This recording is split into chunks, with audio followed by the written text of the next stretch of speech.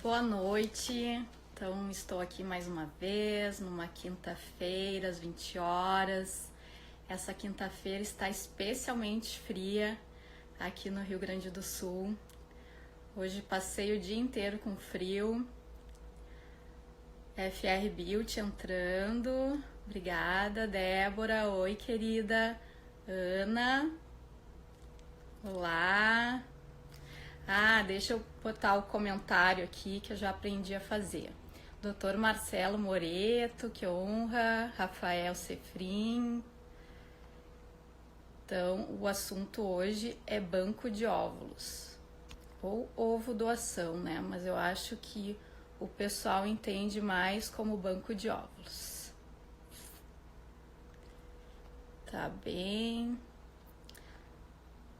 Hoje eu vou receber a enfermeira, minha xará, Fernanda Robin, Danilo Frantes, Medicina Reprodutiva, a Joana, a outra enfermeira da Danilo Frantes, Fernanda Robin, entrou, já me abanou. Daqui a pouco ela solicita aqui para entrar na live e eu autorizo. A doutora Rosa, nutricionista também, Danilo Frantes, muitas trocas de pacientes a gente faz, né, doutora Rosa? Ela já participou aqui comigo de uma live também maravilhosa sobre nutrição. Quem não viu, recomendo muito. E tô esperando a Fernanda me mandar aqui a solicitação para entrar na live. Tu sabes mandar a solicitação, Fernanda? Já tá aqui, agora que eu achei, que junto veio com o Dr. Marcelo Moreto. Mas eu acho que o Dr. Marcelo acabou pedindo a solicitação aqui. Marcelo. Isso acontece. Da outra vez também 2 pessoas mandaram solicitação para entrar na minha live e eu fiquei super perdida. Oi, Fernanda! Oi, tudo bem? Que honra te ter aqui. Eu que agradeço o convite, Fê. Muito obrigada.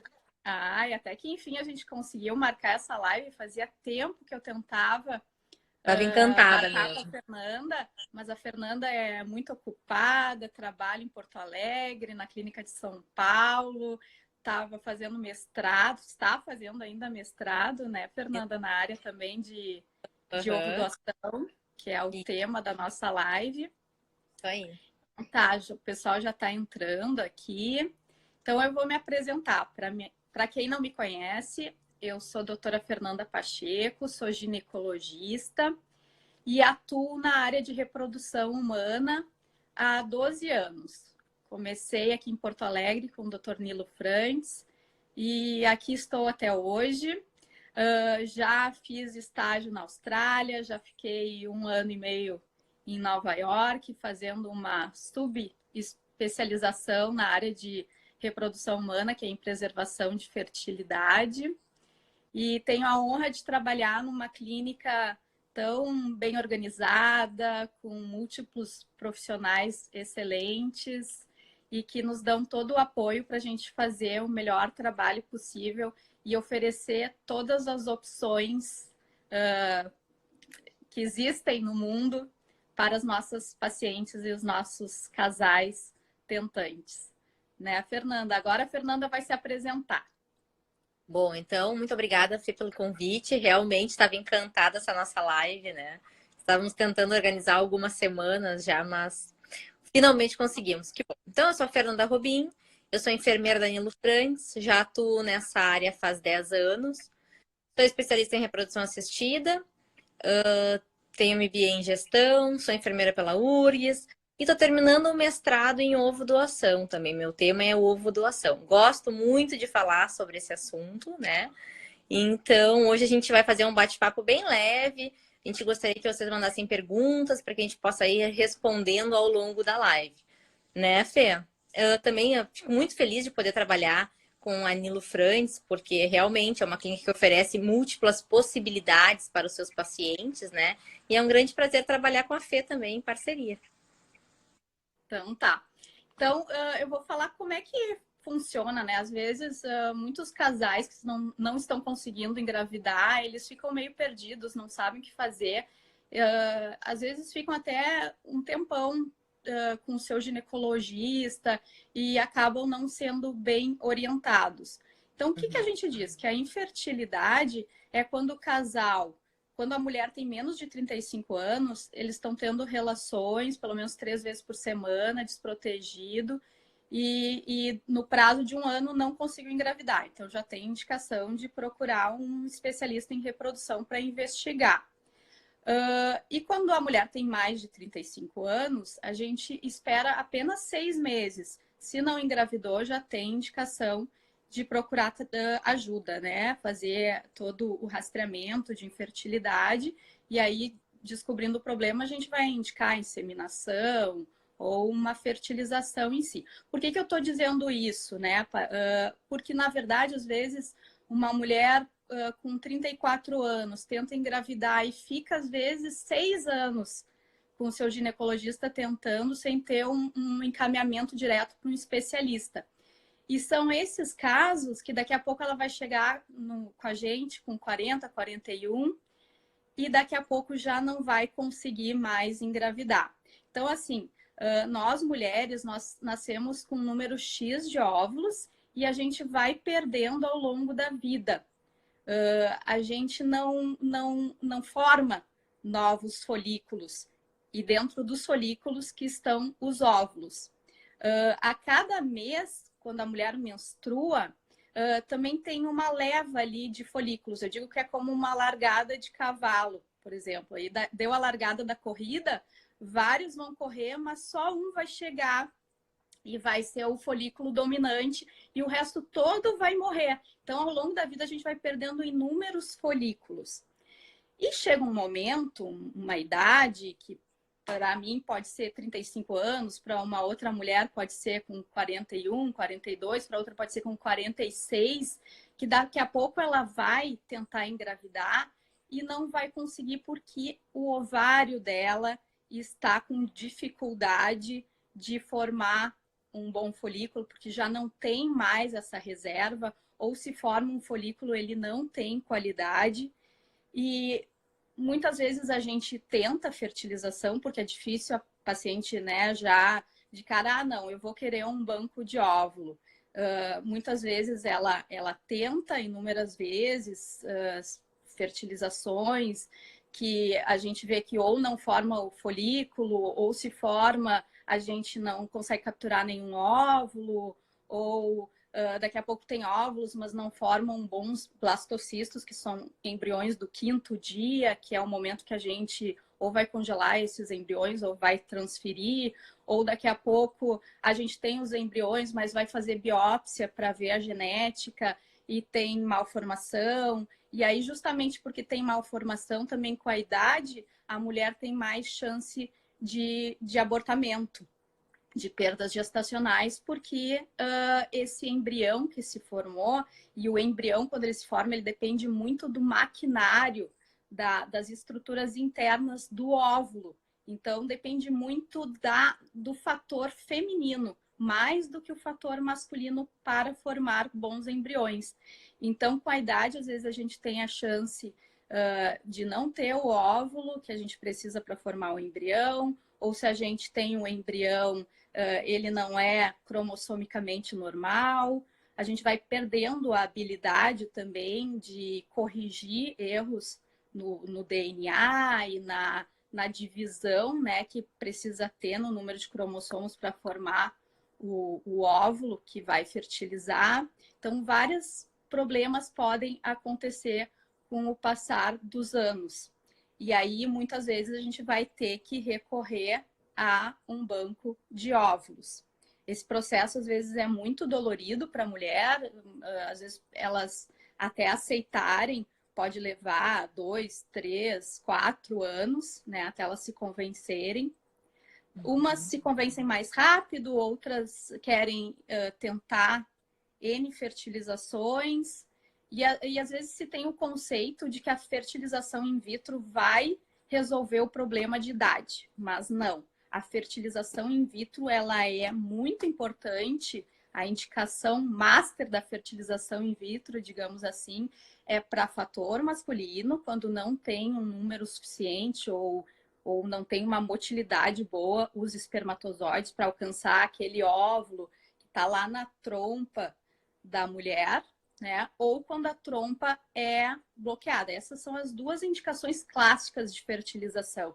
E a idade não vai ser contornada pela fertilização, porque a gente precisa ter o óvulo, né? E a idade é um dos principais fatores para um desfecho desfavorável de uma fertilização in vitro. Então, é por isso que a gente indica, né, ovo doação e também para casais homoafetivos do sexo masculino. Então, eu expliquei aqui do número e de qualidade do óvulo que a gente vai perdendo, principalmente mais aceleradamente depois dos 35, 37 anos. A média de idade que as mulheres entram na menopausa é aos 50 anos, e se diz que mesmo 10 anos antes elas já podem apresentar problemas na sua reserva ovariana, na quantidade e qualidade dos óvulos. Então, agora eu vou passar um pouquinho a bola para a Fernanda, que eu já falei bastante. Vamos falar um pouquinho da legislação para ovo doação, Fernanda, que na verdade a gente não tem uma legislação aqui no Brasil para fertilização in vitro. São normas do Conselho Federal de Medicina. Isso aí. Bom, Pode falar. Então tá.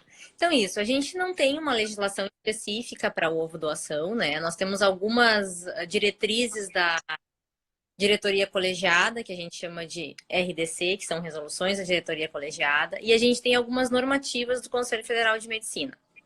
Bom, o que é muito importante, assim, salientar, e são perguntas que fazem muito pra gente. Eu posso vender óvulos? Não, não pode vender óvulos. Os óvulos, eles nunca podem ter um cunho comercial, embora possa haver um compartilhamento com compartilhamento das despesas do tratamento. Isso pode ocorrer. É o que nós chamamos de doação compartilhada dos óvulos. A paciente vai se submeter a um tratamento de fertilização, por N motivos, infertilidade masculina ou feminina ou ambos, nada que interfira em qualidade de óvulo, e ela vai doar metade dos seus óvulos para outra paciente. Então, qual é a nossa promessa sempre para a paciente? Que nós tenhamos pelo menos 6 óvulos maduros, 6 óvulos M2 para cada uma das pacientes, para que ambas tenham uma boa chance de engravidar. Então, claro que o médico ele verifica toda a reserva ovariana, faz exames na paciente para verificar essa viabilidade deste número de óvulos. O médico acreditando que sim, que vai dar certo, a gente começa a estimulação, obviamente que depois de passar por uma série de exames que eu vou explicar na sequência, e aí no final, tendo 6 óvulos para cada uma, há o compartilhamento dos óvulos. Então, se tiver, e uma coisa importante também de salientar e se tiver número ímpar, como fica? Se tiver número ímpar, fica para a paciente que está doando os óvulos. A legislação prevê que sempre o número a mais tem que ser em benefício à paciente que está compartilhando. Outra coisa, a minha irmã pode doar óvulos para mim, que também são coisas que me perguntam bastante. Não, não pode. A doação deve ser sigilosa e anônima. E é por isso que eu existo, é isso que eu costumo falar para os pacientes. Esse é o meu papel, ser os olhos de vocês e enxergar o que vocês jamais enxergarão. Mas é aí que é o meu trabalho. Então, procurar alguém compatível, fenotipicamente falando, com esta paciente. Então, tem que ser sigiloso e anônimo. A gente não mostra fotos para paciente, embora eu conheça a doadora, conheça a receptora pessoalmente e tenha fotos de ambas. Então, eu faço essa escolha por mim, sem mostrar fotos para ninguém. Essa responsabilidade não é da paciente que está recebendo os óvulos. Ela é minha e da clínica e do médico, tá? Outro fator bastante importante. A doadora pode ser altruísta, ela pode doar por doar? Pode.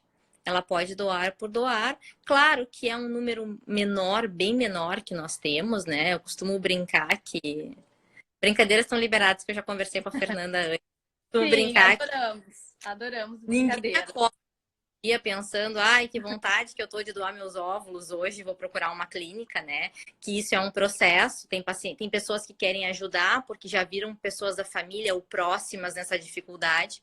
E tem outras que vêm para fazer a doação dos óvulos de forma altruísta, mas para diminuir os custos de um parente que vai precisar fazer o tratamento. Então, sim, as pacientes são muito bem-vindas, pacientes jovens. A lei preconiza até 35 anos, eu tenho uma preferência bem grande até 30 anos, porque a gente sabe que quanto mais jovens, melhor a qualidade dos óvulos, melhor a quantidade que a gente vai ter no final da estimulação. Então, isso é outro fator importante. E também não basta ser jovem, ter disponibilidade de doar, mas tem que passar por vários exames, né? Tem exames exigidos pelo conselho e tem alguns exames que nós da clínica exigimos. Então, assim, acho que ao longo da live a gente vai falando isso, né, Fê? Vai explicando melhor um pouco mais os exames. Então, basicamente, a legislação ela contempla muitos itens também, a gente vai conversando ao longo, mas basicamente esses eu acho importante salientar, que são perguntas que chegam o tempo todo para mim, por mensagem, por rede social, tá? Uma coisa que a Fernanda falou bem no início, eu acho importante falar, que é muito difícil para os casais chegarem na ovo doação, né? É muito difícil para os casais chegarem em mim. Quando vocês médicos, Fê, dão esse diagnóstico da infertilidade e que tenha que buscar um óvulo de outra paciente, é difícil eles chegarem. Eu não sou o plano A de ninguém, né? O plano A é engravidar em casa. Eu sou muitas vezes o plano B ou o plano C dos casais. É C, D, E. Então eu acho importante a gente falar sobre isso agora, né? De como os casais chegam até nós. Sim. Então, é mais ou menos aquilo que eu expliquei lá no começo, né? Às vezes é um longo processo, tá? Eu vou dar alguns exemplos de pacientes, tá? Recentemente eu tive ali uma leva de pacientes que tiveram que procurar a Fernanda. Uma delas, tá? Eu não vou saber aqui exatamente, mas ela já tinha feito umas 3 fertilizações, já acompanhava há 4 anos com diferentes médicos, porque tem isso também, às vezes a paciente não quer ouvir algo. E aí ela ouve daquele médico, ela vai para outro, vai para outra clínica. Ela já tinha ouvido a indicação de que ela teria indicação de banco de óvulos, mas ela não aceitou. Então ela foi para uma outra clínica, tentou mais 2, 3 fertilizações e ela tá no direito, né? Uhum. Eu acho que é muito bacana tentar conforme o teu bolso aguenta e o teu coração, né? Porque a gente sabe que é uma montanha russa emocional. Envolve muita expectativa, e aí daqui a pouco não dá certo. É desesperador, né? Para quem passa por essa situação. Eu costumo, Então, é tem um que viver, processo. né? Pode falar. Desculpa, eu costumo dizer que elas precisam viver esse luto. Como tu disseste, muitas vezes, por mais que o teu diagnóstico esteja correto, elas não estão preparadas para aquilo. Elas ainda querem tentar com óvulos próprios, e é isso, né? Conforme o bolso aguenta e conforme o psicológico ainda aguenta, né? E eu vou te dizer que se chega uma mulher para mim que tem 40, 41, 42, e eu vejo que ela tem uma baixa reserva ovariana, o que é uma baixa reserva ovariana? É o antimileriano baixo, né, que é um hormônio produzido pelos folículos pré-antrais. São folículos que a gente não vê na ecografia, mas que eles estão ali, são microscópicos. Tá? Então, eles que produzem esse hormônio, e esse hormônio reflete indiretamente o número total de folículos que essa mulher tem nos 2 ovários. Além disso, a gente faz uma ecografia transvaginal para contar quantos folículos essa mulher tem em cada ovário. Essa ecografia é feita do segundo ao quinto dia do ciclo menstrual.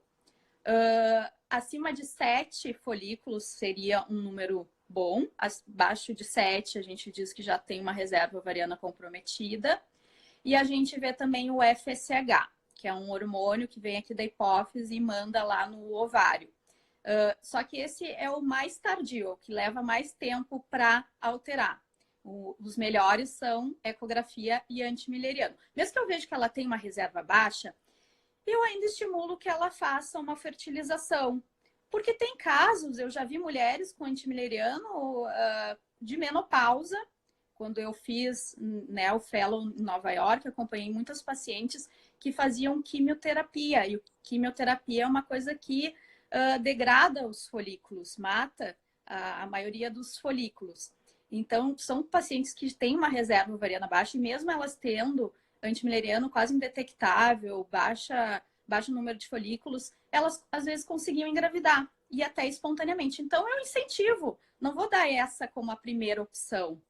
Mas quando a gente chega à conclusão que o melhor é fazer mesmo FIV com um banco de óvulos, aí eu encaminho para a Fernanda. Eu digo, ó, telefona aqui para a Fernanda Robin, lá na clínica, marca uma entrevista. E aí o casal é muito bem recebido, né, Fernanda? Vocês conversam, sentam, aí explica um pouquinho como é que é a tua entrevista.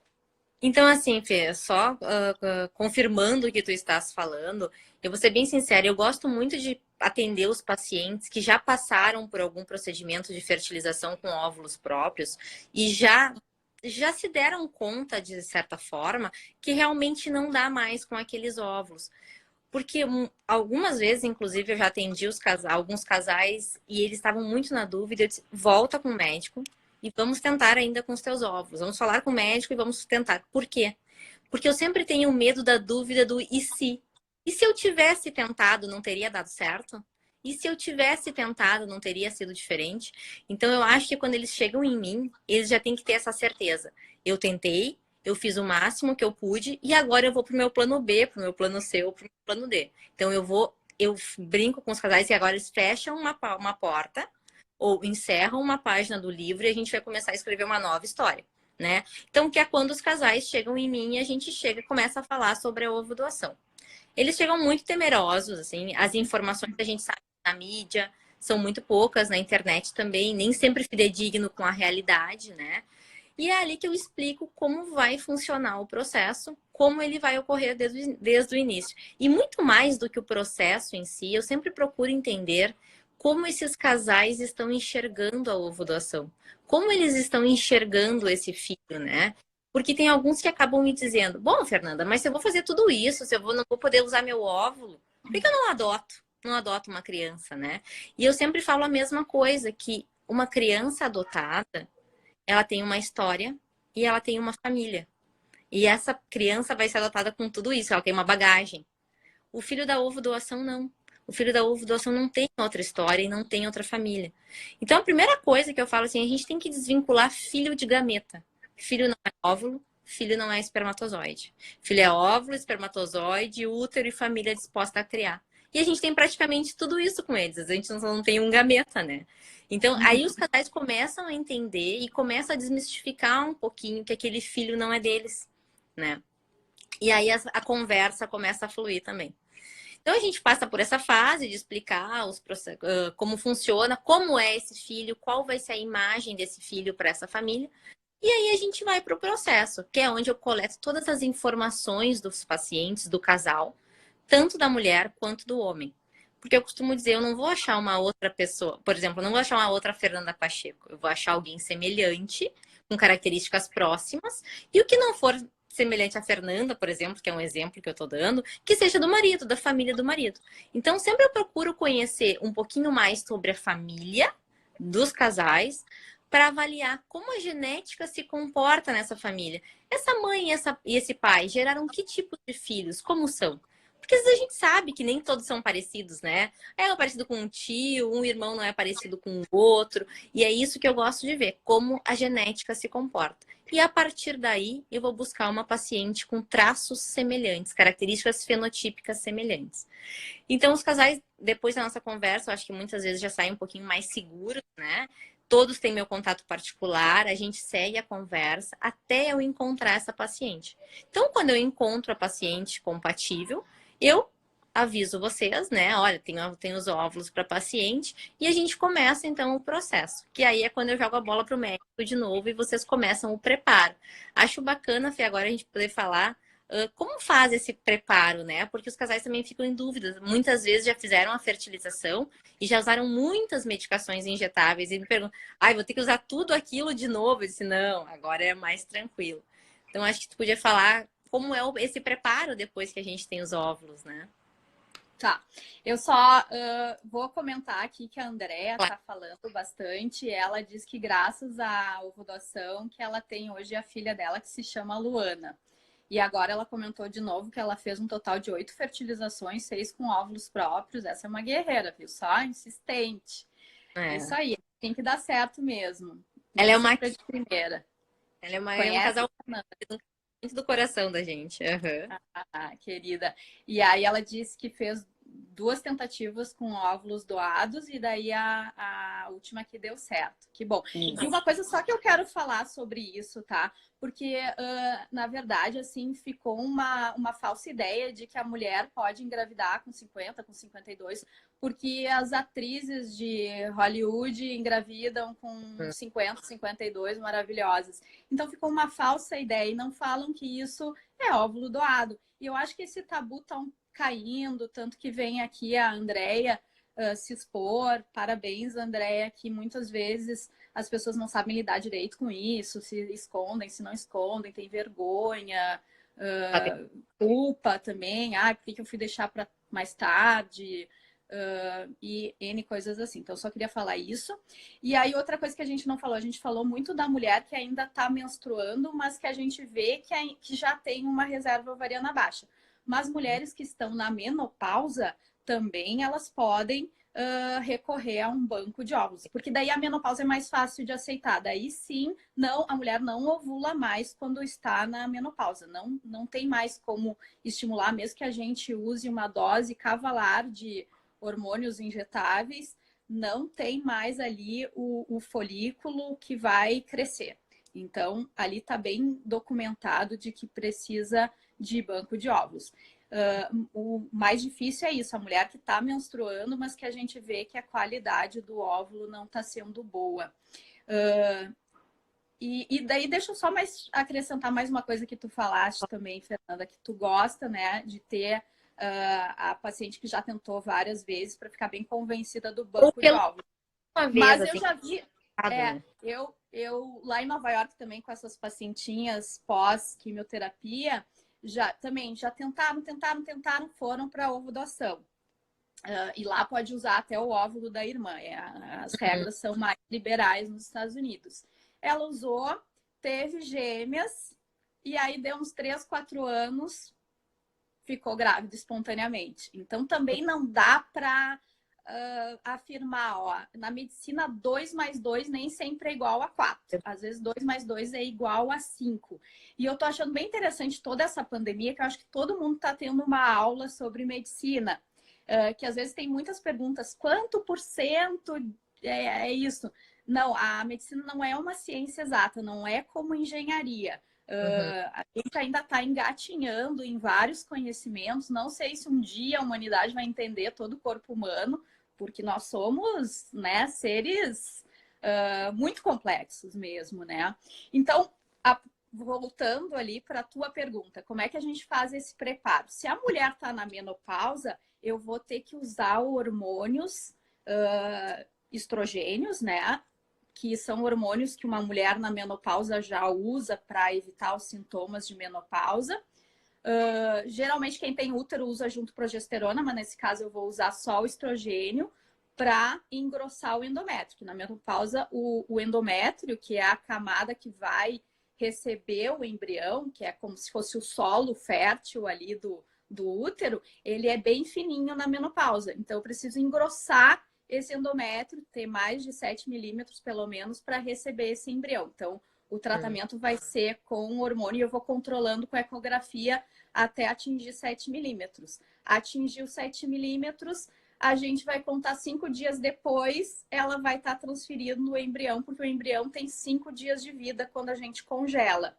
Quando é uma mulher que ainda está menstruando, ovulando, antigamente a gente também usava mais hormônio, desse mesmo jeito para a mulher na menopausa. Mas agora a tendência é fazer o ciclo natural. para transferência de embriões congelados. Eu já fiz isso e tô com 100% de gestação nesses casos, né? Quando a gente vai preparar a mulher de uma forma natural, com os hormônios dela, para receber embrião congelado. Esses casos que eu tô falando tem tanto de óvulos próprios quanto de óvulos que vieram de banco, mas o fato é que o embrião estava lá congelado. Então, eu tenho optado mais por esse ciclo natural que a gente fala. Que aí, o que eu tenho que fazer? Eu faço também essa primeira ecografia ali do 2º ao 5º dia do ciclo, para ver se está tudo bem, se não tem nenhum cisto disfuncional. E aí, lá pelo 8º, 10º dia, eu faço uma outra ecografia. E dali em diante, a cada 2 dias, ou até mesmo diariamente, para ver exatamente quando é que essa mulher vai ovular. Aí, quando ela ovula, 5 dias depois, a gente vai transferir esse embrião que está lá congelado no 5º dia. E como é que é isso? Tá, a gente pegou o óvulo, tá? Eu tenho ali algumas pacientes que têm o óvulo já congelado, ele já está na clínica congelado. Conversando até com o embriologista, que é muito importante também, eu, médica, ter um contato bem próximo com o embriologista, porque são eles que vão manusear o espermatozoide, o óvulo, vão juntar, vão mexer e observar o desenvolvimento dos embriões. Às vezes a gente aparece muito médico, né? Mas a qualidade do laboratório de uma clínica de fertilização in vitro, eu acho que é 60% do sucesso do tratamento. É muito importante. Talvez seja até mais importante que o meu trabalho, tá, gente? Eu vou ser bem sincera e vou também dar parabéns para os embriologistas que às vezes ficam ali escondidos e têm um trabalho árduo, porque todos os dias eles estão ali controlando os embriões. Então, conversando com o embriologista, ele mesmo disse: Fernanda, eu gosto que já, até aproveitando essa parte da pandemia, que a gente foi orientado a postergar transferência de embriões, né? Porque a gente não sabe como é que é a ação do Covid, principalmente no primeiro trimestre de gestação, que é onde, se uma mulher pega uma infecção, ela tem mais chance de ter malformações, porque é ali que o embrião está desenvolvendo todos os seus órgãos. Os bebês ainda não nasceram, vão nascer lá em setembro, né? Mesmo os chineses. Então, a gente não sabe ainda, não tem observação do que pode ter acontecido numa mulher que teve Covid-19 no primeiro trimestre. Então, por isso que a gente foi orientado a postergar pelo menos a transferência. Salvo alguns casos bem discutidos e com termo de consentimento de que a paciente está ciente desses riscos, né? Então, o banco de óvulos está lá, os óvulos estão lá congelados. Eu tenho optado por já fazer o homem, né, vir na clínica, já fertiliza esses óvulos, tá? Como é que fertiliza os óvulos? Os embriologistas, muito habilidosos, porque é tudo muito microscópico, tem que ter, né, um tato muito fino, vão descongelar esses óvulos, vão colocar o espermatozoide dentro do óvulo, tá?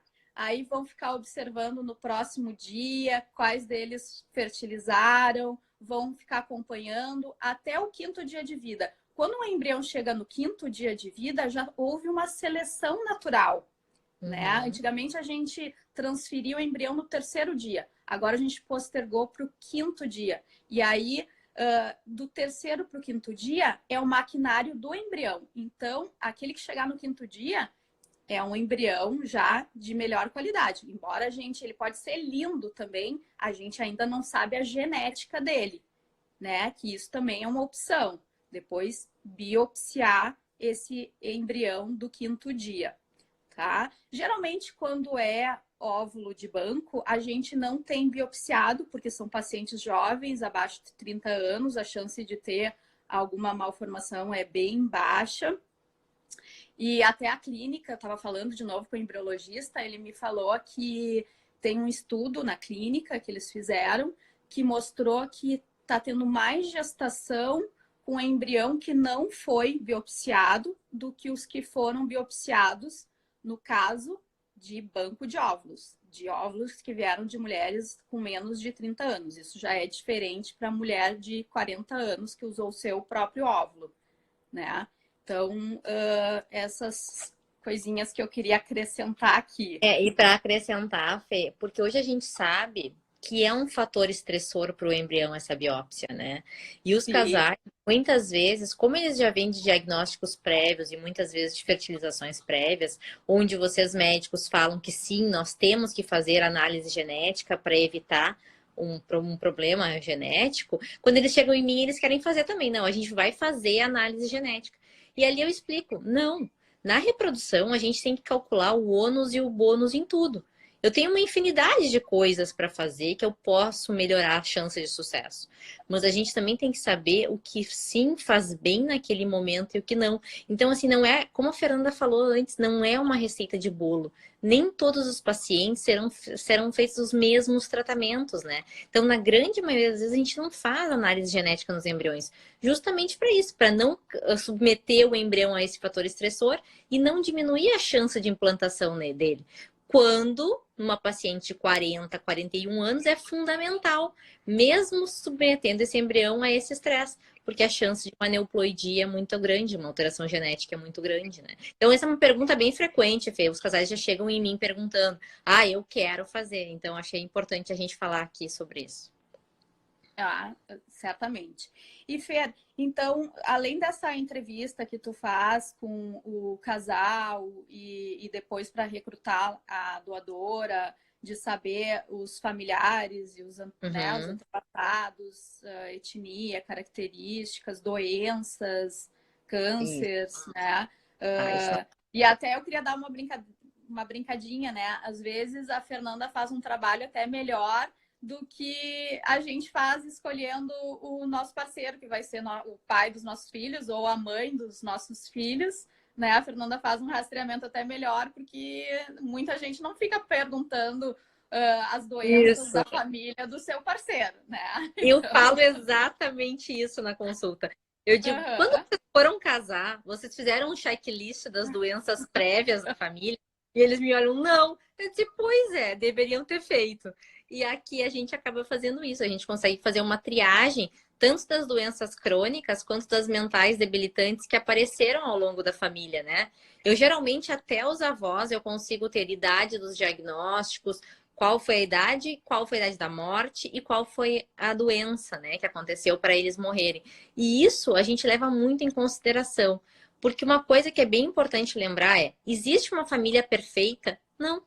Se eu for vasculhar a minha família, a família da Fê, certamente eu vou achar alguma doença. Mas o importante é a gente saber em que momento da vida essas doenças apareceram, né? Se isso está mais ligado à genética, se isso está mais ligado ao metabolismo, à exposição, ao tempo, à idade. Então, é desse ponto de vista que eu avalio o perfil das doadoras, né? As doenças que aparecem e com qual idade aparecem.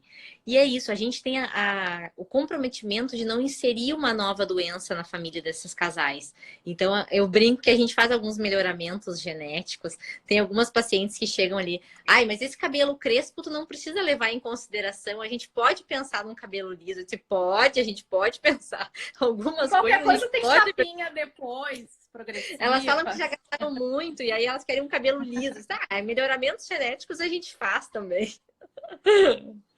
Fê, então assim, eu sei que tem todo um protocolo de doenças infecto-contagiosas que a gente faz tanto para o casal receptor quanto para a doadora, né?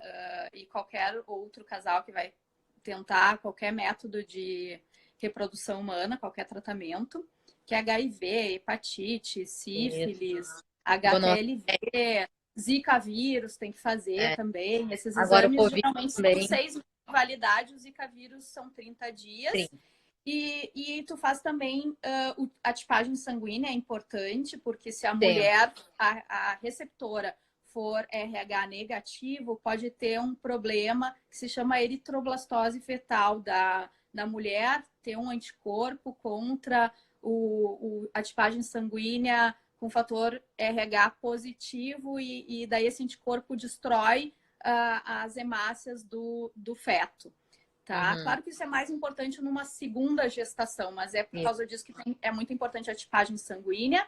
E eu sei que tu faz uma avaliação genética. Em seguida, tu me diz quais as doenças, mas eu vou relatar um casal que a gente fez recentemente, Fernanda, que o marido trouxe à tona que na família dele tinha talassemia, que é uma doença que pode dar uma anemia grave. Ele não tinha sintomas, mas ele sabia que ele carregava o gene. E se a doadora também tem aquele gene, se esses dois genes se encontram no embrião, o embrião pode ser acometido da doença. Então, foi bem interessante que nessa família específica, a gente teve que fazer esse exame na doadora. Isso. E eu sei que... Então, isso foi algo específico que pode acontecer também. E eu sei que de rotina você investiga quais doenças genéticas? Bom, então a gente tem a fibrose cística, que a gente sabe que existem muitas mutações da fibrose cística, mais de 36 mutações, mas o delta F508 ele é responsável por 80% dos casos de doença. Então a gente faz em todas as pacientes, elas não serão nem portadoras do gene da fibrose cística. Além disso, a gente faz cariótipo de rotina. Vale lembrar que esses exames que eu estou comentando agora não são exigidos por lei, são protocolos nossos da Nilo Frantz, né? Então, o cariótipo também é onde a gente pode encontrar algumas doenças que eu costumo dizer que são silenciosas, que a gente chama de polimorfismos, né? Eu tenho um casal que foi bem recente, que ela chegou para doar os óvulos, ela seria uma doadora compartilhada, porque o marido não conseguia engravidar, não tinha espermatozoide, descobriram lá na clínica isso, e a gente descobriu no cariótipo que ele tinha um cariótipo feminino. Ele era um homem, um fenótipo masculino e um cariótipo feminino. Então, eu estava ali a explicação dele não produzir espermatozoides. Então, isso é uma doença silenciosa, e isso a gente consegue identificar no cariótipo. A gente também extrai DNA da paciente e estoca, justamente para que um dia, se essa... Eu consigo prever muitas coisas, mas, por exemplo, uma leucemia com 2 anos de idade do bebê, eu não consigo prever.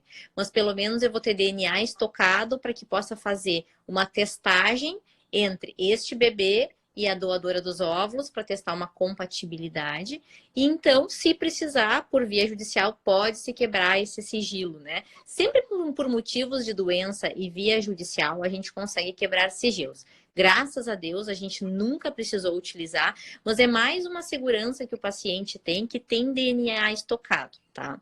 Outras doenças que a gente sempre faz é a gonorreia, como tu comentaste, a sífilis. Agora a gente tá... o HIV, hepatite B, hepatite C, HTLV. Agora a gente está fazendo Covid também, é bem recente, a gente vai em todas as pacientes. O Zika vírus, né?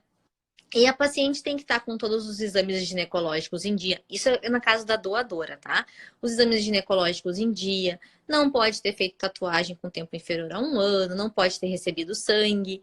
Então, tem toda uma triagem específica. Eu tenho uma outra paciente, se eu não me engano, não sei se é... Por isso eu digo, é melhor até do que o parceiro que tu escolhe. É muito Tá mais bem avaliado. Tá vendo? Eu tô com uma paciente... Com certeza. É, e aí, essa foi uma das perguntas. É possível ter 100% certeza que esse óvulo é saudável? Gente, não tem como.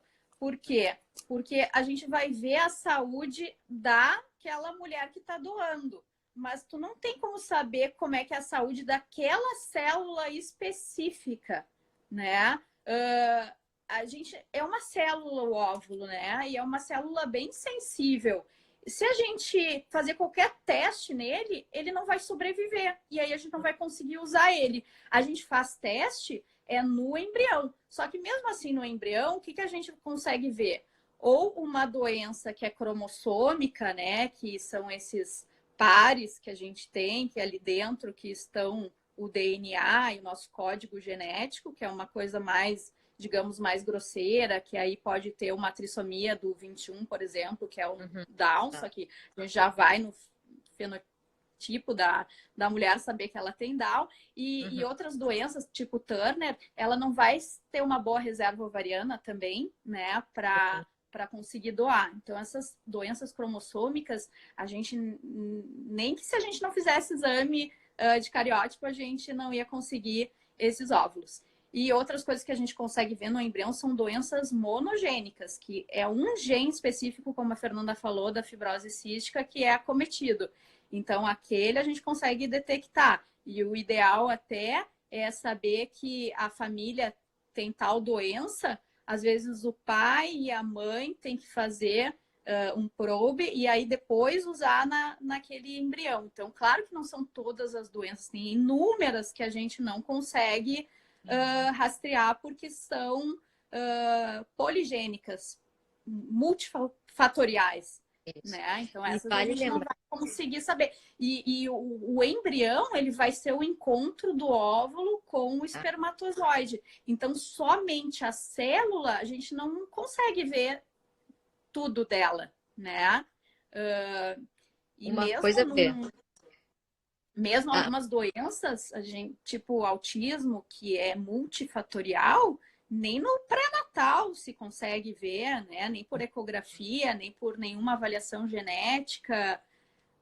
Então, claro que tem coisas que são limitadas, mas a Fernanda faz uma pesquisa que é 1000 vezes melhor do que qualquer pesquisa que eu vou fazer para o meu parceiro ou que o homem vai fazer para a parceira dele, porque ela sabe o que investigar. A gente, assim, naturalmente, os encontros dos pares nem se investiga, nem sabe o que perguntar, né? Digamos assim. Não, e vale lembrar também, Fê, que quando os casais chegam para ovo doação, a responsabilidade não é só do óvulo. Nós temos 3 coisas bem importantes envolvidas. A gente tem que ter um óvulo saudável, um espermatozoide saudável e um útero saudável. Então, assim, eu costumo falar que nós vamos trabalhar em conjunto.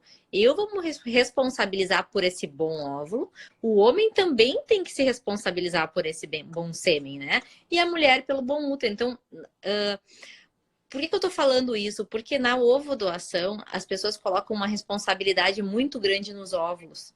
E a gente tem que lembrar que o óvulo é só 33%, digamos, do sucesso dessa gestação. Os outros 33% é o sêmen e os outros 33% é o útero, né? Então, é importante que todos nós façamos um bom trabalho para que no final a gente tenha, assim, esse tão sonhado bebê, né? Exatamente. E todo o pré-natal também, né? Toda a Exato. gestação. A Cecília está falando aqui, muitas mulheres têm preconceitos com doação de óvulos por medo de se sentir menos mãe. Como lidar com essa situação? Pois é, daí umas coisas aqui que eu gostaria de acrescentar.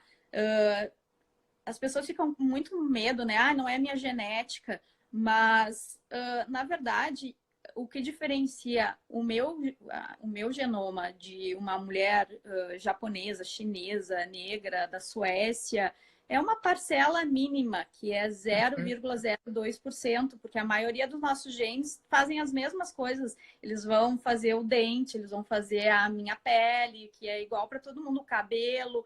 Então, o que diferencia é muito pouco. E a Fernanda ainda procura uma pessoa semelhante, que tenha mais ou menos as mesmas características, a mesma etnia. Quando não tem a etnia, uma negra, uma japonesa, a gente manda para São Paulo, né, que tem mais facilidade dessa diversidade.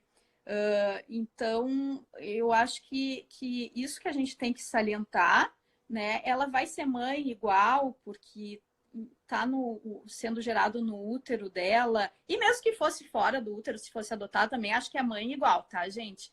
Mas, e aí tem uma teoria, né, que pode até ser mais viagem, não se confirmou muito, mas tem um estudo clínico que foi feito pelo Carlos Simon, um grande cientista que hoje está em Harvard, de que a mulher doa passa o sangue dela pelo feto e ali passa também uma carga genética, um material genético.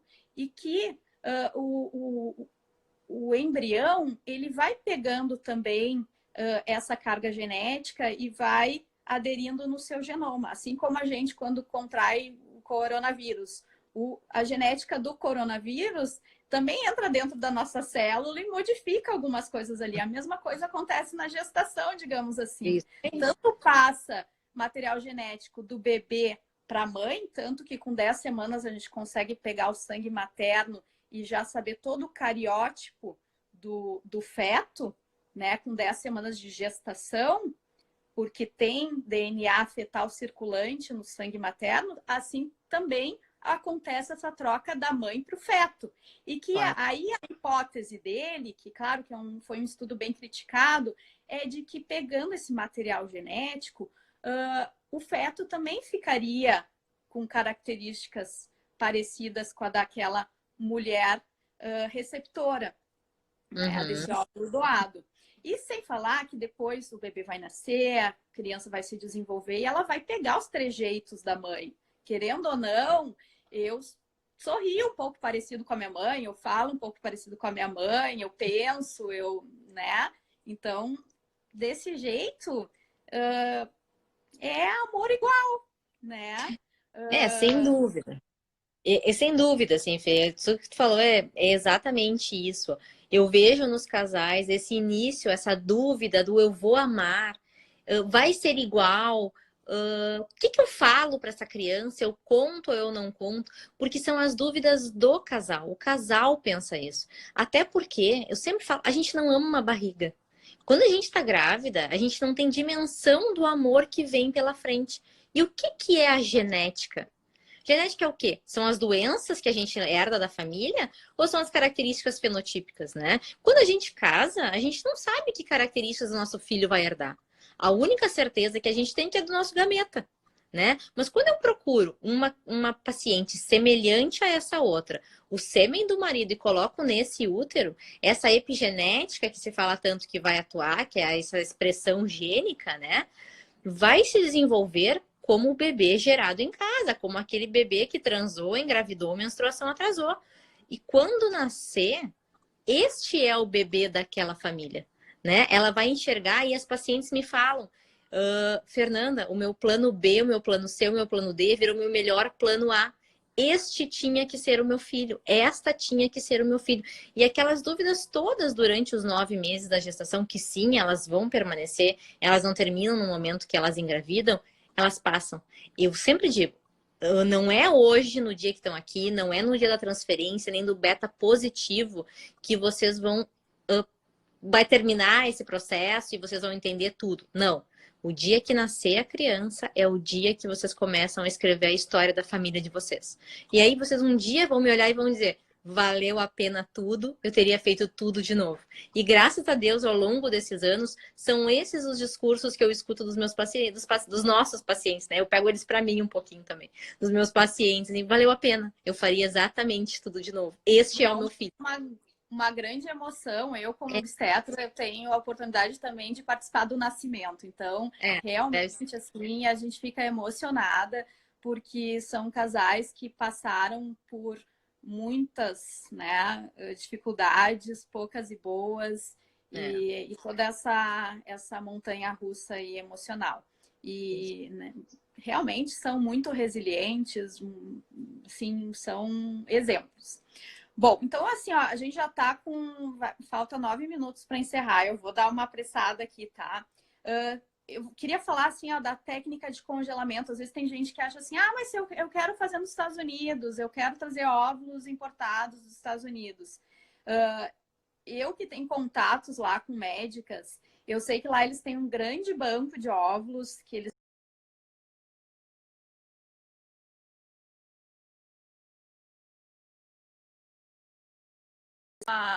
não sei que deu uma pausa aqui.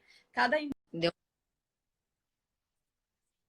embriologista congelou de um jeito. Antigamente se usava uma técnica e agora se usa outra. Então, na clínica, a gente usa sempre a mesma técnica, é o mesmo embriologista que usa. Então, faço propaganda porque eu já ouvi de médicos de lá dizendo que o banco de óvulos que eles usam lá não tinha um bom sucesso como a gente tem aqui. Qual é a nossa chance, né, de engravidar com óvulos doados? 60%, enquanto se uma mulher de 40 anos usa o próprio óvulo, vai ser 20%, ao redor de 20%. Muita pergunta, quanto tempo demora esse processo, Fernanda? Geralmente são 2 a 3 meses, né? 2 a 3 meses. Às vezes Às vezes quem demora mais até é o próprio casal de ir lá e fazer aquela tua ficha, né? Preencher todo o teu relatório ali com a história deles. E importante, não tem uma fila, tá? Depende muito das características físicas. Então, não quer dizer que quem entrou hoje está na frente daquele que entrou há 2 meses. Se surgirem características fenotípicas semelhantes antes, vai para esse casal que entrou por último, tá? Tá. Vocês usam banco de óvulos da Argentina? Não. A gente usa o nosso de preferência. Às vezes usamos da Espanha. Da Espanha, isso. Quem recebe óvulos tem a garantia... Ah, tá, que é saudável. Essa eu já respondi também. Não tem como a gente saber exatamente aquela célula. A gente sabe que a mulher é saudável. Pelo menos que a gente consegue, né, rastrear. Eu, por exemplo, sou uma pessoa saudável, mas daqui a pouco eu tenho lá um gene que... Ou mudou o meu gene de alguma forma, porque eu tô no meio ambiente, sei lá, peguei muita radiação solar, usei muito plástico, alguma coisa assim, que eu venha desenvolver um câncer, né? Aquilo não tem como saber exatamente. Percentual genético o quanto vai ter do percentual genético da receptora, né? Da mulher que leva o bebê. Como eu falei, né? 2 mais 2 não é igual a 4, a gente não tem como falar quanto por cento. Tem essa teoria de que... Teoria não, isso é comprovado, que tem uma troca de material genético entre mãe e bebê, isso é comprovado. Mas o quanto realmente do meu DNA vai colar no bebê que eu tô... gestando, isso a gente não tem como saber, a genética está engatinhando na medicina, vai ter muita evolução ainda pela frente, tá? E uma das perguntas que a gente recebeu é uma mulher que disse que fez uma promessa, eu tenho a impressão que a foto dela, ela tá grávida, e aí ela disse que fez uma promessa que ela gostaria muito de doar, se é possível. Isso, é possível, depende muito da idade dela e das condições de saúde. Sim, ela pode me procurar, a gente pode conversar sim. Vai ser um prazer ter essa paciente na clínica e ela vai passar pela mesma triagem que as demais pacientes passam, né? E dando tudo certo, no final ela vai poder doar os óvulos dela sim. Tá. Base de valores para quem vai receber os óvulos. É variável, isso a gente pode responder em box, de repente, varia muito do caso, varia muito do que o paciente vai fazer, né, do médico. Então, a gente também pode responder em box, isso depois, dependendo do médico que tiver, eu posso passar o valor. Tá, não quer nem dar uma faixa de valor? Não, a gente pode falar, fica em torno de uns 36 a 50 mil reais, mais ou menos, o recebimento de óvulos, incluindo todo o processo, né? Que seria a busca pelo óvulo, a coleta masculina, a fertilização, o congelamento, o descongelamento, a transferência embrionária. Então, varia muito. Então, tá. Estão pedindo mais live. Como inicia o processo? Vamos ter que fazer outra. A gente já falou. E ainda vem da mãe essa pergunta ainda. Para me deixar em saia justa aqui, tá? Bom, 2 minutos para encerrar aqui o tempo e para cair a nossa live. Então vamos já nos despedir. Fernanda, muito obrigada, foi maravilhoso. Espero que a gente tenha conseguido cumprir o nosso papel de esclarecer dúvidas, de encorajar as mulheres a procurarem ajuda, se tem vontade de engravidar, de ter o seu filho, a sua família. Te agradeço muito. Obrigada a vocês, a audiência, por participarem, por enriquecerem a nossa live com perguntas. Isso aí, muito obrigada. Muito obrigada pelo convite. Como eu disse no início, é um assunto que eu gosto muito de falar, né? Quanto a marcar outra live, mandem perguntas, de repente a gente marca mesmo, uma só para responder as perguntas e tirar mais algumas dúvidas. Realmente é um tema muito complexo, tem muitas informações para a gente passar. Acho que teria tema para umas 3, 4 lives, pelo menos, né? Então foi muito bom estar aqui com vocês hoje. Conta comigo sempre, Fê, quando precisar. Para ovo doação, estamos aí. Muito obrigada. Então tá, boa noite. Então tá, tchau.